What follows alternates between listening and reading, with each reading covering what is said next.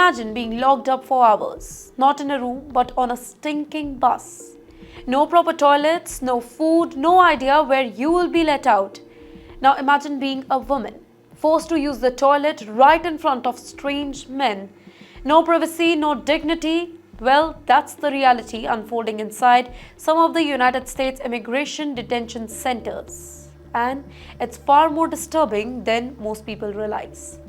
A new report has just exposed what many have long feared, that immigrants, including women, are being subjected to humiliating and cruel treatment in the US facilities.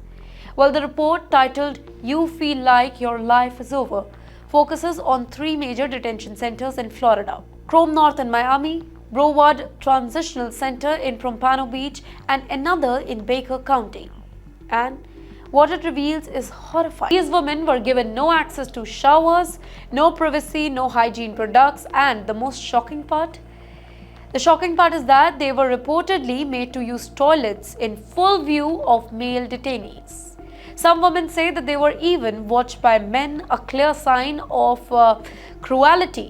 Basic rights all forgotten. And then comes the way the food was served. Detainees described being shackled with their hands tied behind their backs, forced to bend over and eat off chairs, with no cutlery, no plates, just like dogs. Well, one man said that we had to eat with our mouths.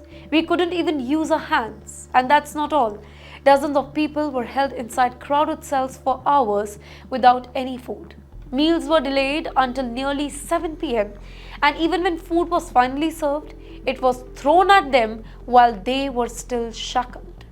One group was reportedly kept for over 24 hours on a bus parked inside the detention center. Inside, there was only one broken toilet. The bus reeked of urine and feces. This isn't just about poor facilities. There is a clear pattern of racism and cruelty.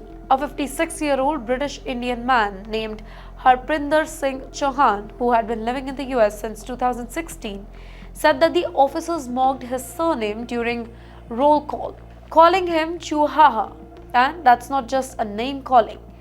Their ethics were humiliating and power play to strip detainees of self-respect.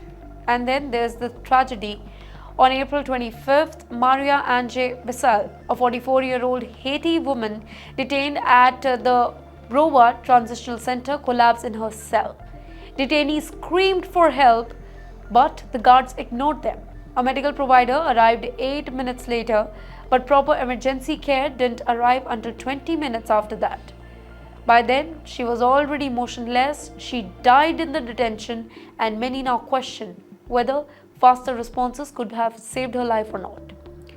Now, after enduring buses, shackles, abuse, and freezing cold rooms with concrete floors, many of these migrants were held in a very brutal condition.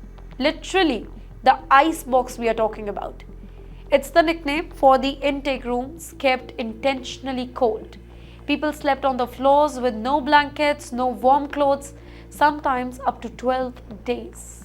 Now, this particular report, backed by testimonies from dozens of migrants, have been flagged by watchdog groups, human rights advocates, and immigration lawyers. They say that it is time the US is held accountable for violating basic international human rights norms. As question grows louder about accountability and justice, one thing is clear: these aren't isolated incidents. There are systematic failures, and they deserve global attention. Because behind every report, every headline, there are real people, real pain, real stories, and they need to be heard.